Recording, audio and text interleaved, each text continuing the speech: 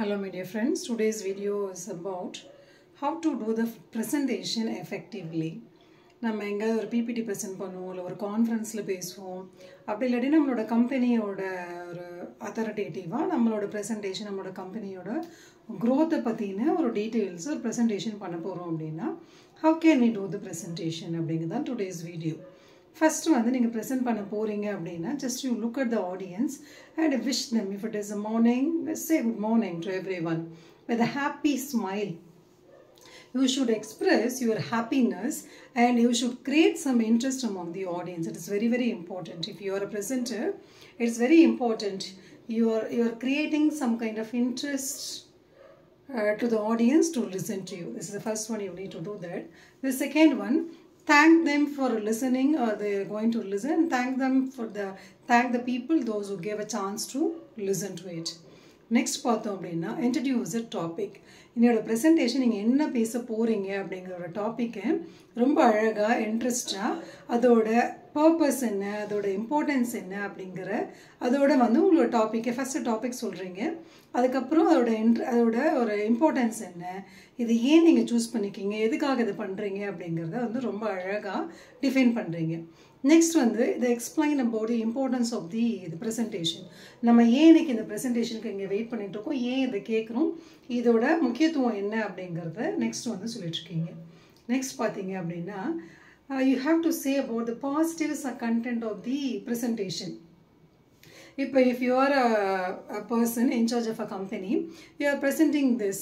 நம்மளோட company next வர போற இந்த forthcoming yearsல இதெல்லாம் பண்ண போறோம் இதெல்லாம் பண்ண போறோம் this is our idea positive sides என்னென்ன அப்படிங்கறதெல்லாம் வந்து you are explaining in the presentation.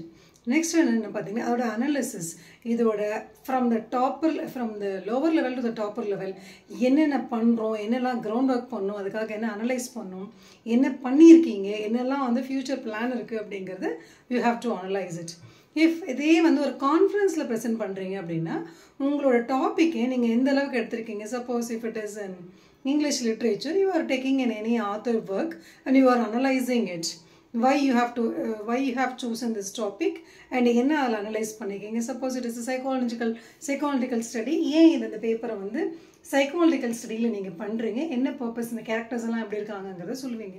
இதுவே உங்களோட கம்பெனியோட ஒரு பிரசன்டேஷன் பண்றீங்க அப்படினா அந்த கம்பெனியோட ப்ரொபோசல் என்ன அதோட ப்ராஜெக்ட் என்ன இது பண்றதுனால கம்பெனிக்கும் கம்பெனியோட எம்ப்ளாயீஸ்க்கும் என்ன பெனிஃபிட் இருக்கும் அப்படிங்கறதையும் you need to explain.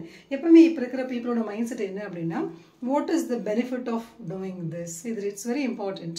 So நீங்க பண்றீங்கன்னா இது உங்களோட எம்ப்ளாயீஸ்க்கும் சரி உங்களோட கம்பெனிக்கும் சரி என்ன ப்ராஃபிட் அப்படிங்கறத you have to explain that. Next பாத்தீங்க அப்படினா இதெல்லாம் ப்ராஃபிட்லாம் சொல்றீங்க whatever we do sometimes if negatives also should be there. So you can say the negative as a positive way. It's very important. ஏனா நம்ம எப்பவுமே we do the business or we do the conference with the positive note only. Sometimes it also happens அப்படிங்கறதையும் you have to explain it.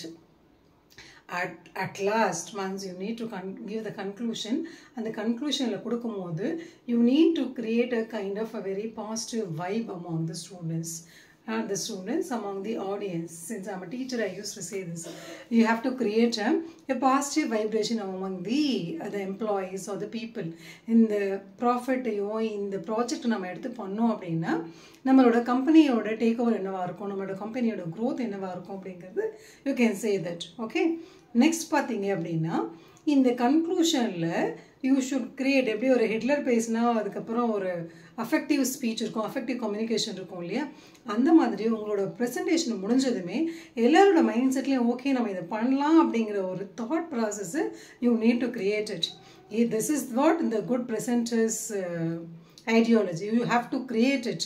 That kind of speech you should have or we should have. Next பாத்தீங்க அப்படினா thank once you finish your presentation last என்ன பண்ணனும் thank பண்ணுங்க ரொம்ப சந்தோஷம் நீங்க எல்லாரும் என்னோட பேஜ் எல்லாரும் கேட்டதுக்காக எனக்கு ரொம்ப சந்தோஷம். Thank you so much for the patience you have given to us and to listening to me அப்படிங்கறத சொல்லுங்க. அதுக்கு அப்புறம் பாத்தீங்க அப்படினா you should thank the people those who are behind at the screenல இருக்க முன்னாடில இருக்க எல்லாரையும் thank பண்றீங்க.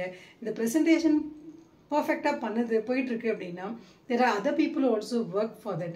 அவங்களுக்கும் தேங்க்ஸ் சொல்லுங்கள். It's very important. Okay, so this is what you need to follow in a presentation. Okay, thank you so much. I will catch you in the next video. Until that, signing off, Dr. L. Komati.